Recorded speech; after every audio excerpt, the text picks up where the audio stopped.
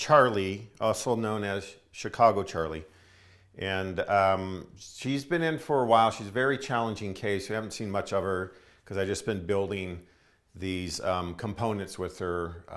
Her main issue was she would get triggered by sounds and then come hauling across the house and bite the owners.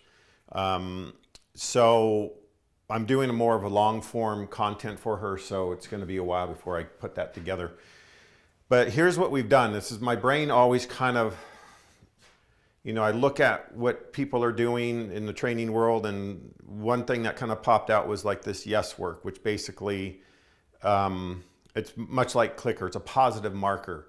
So what it signifies is that when you're loading that, like you load a clicker, like a clicker, you click and you treat, and you click and you treat. So it signifies food is coming. Yes work is the same thing. It's just using a verbal marker.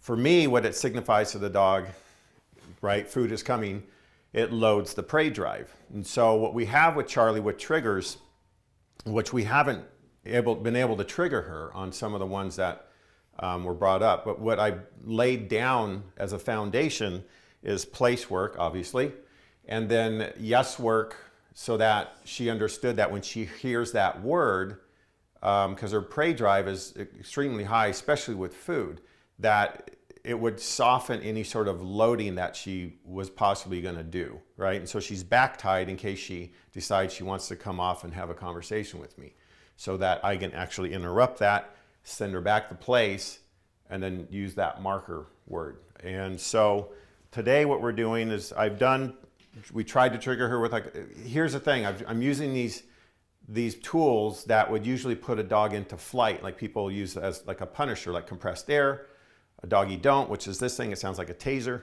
And today what we're going to be going for is the doorbell. So we have a battery operated doorbell up here, and we're going to see how she feels about that, right? And so I'm going to back up here, hit the doorbell, and see what her response is.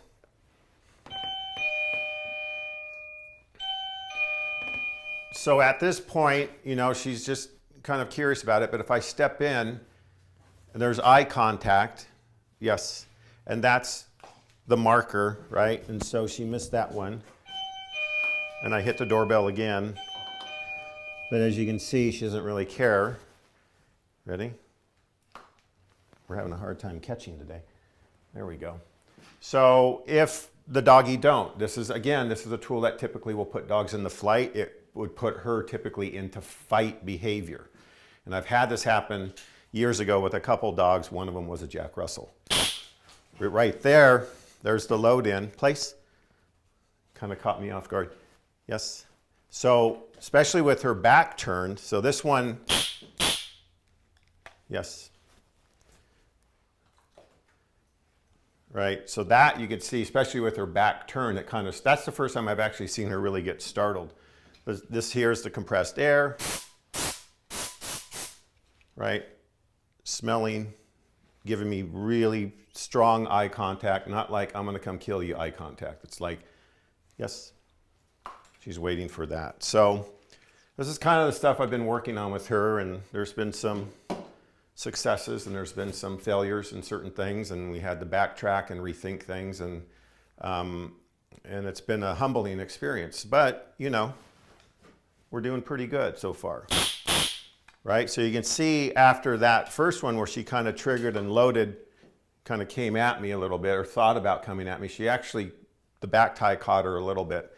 But now when she's hearing this, it's like it's counter conditioning in a nutshell. So, all right, that's it for Chicago Charlie.